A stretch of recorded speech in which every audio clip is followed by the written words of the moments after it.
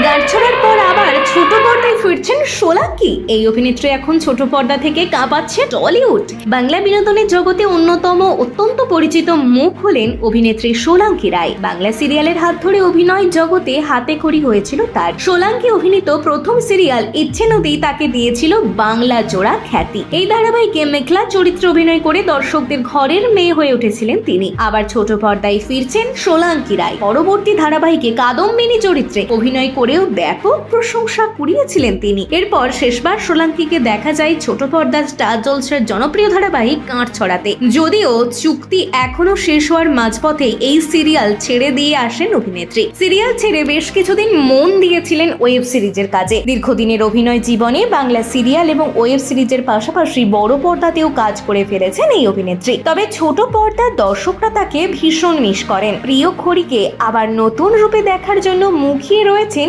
সকলেই। আর এবার পুজো মিটতেই এসে গেল এক বড় সড় আপডেট। টেলিপাড়া সূত্রের খবর, গাঁটছড়া সিরিয়ালের পর আরো একবার ছোট পর্দায় কামব্যাক করতে চলেছেন অভিনেত্রী। প্রসঙ্গত, টেলিভিশনের পর্দায় এখন একের পর এক মেগা সিরিয়ালের মেলা। তবে জানা যাচ্ছে এবার আর স্টার জলসা নয়, বরং জলসা কন্যা সোলাঙ্কি খুব তাড়াতাড়ি ফিরছেন জি বাংলার পর্দায়। সোলাঙ্কি রায়কে কারা কারা পছন্দ করেন অবশ্যই কমেন্টে জানাতে ভুলবেন না।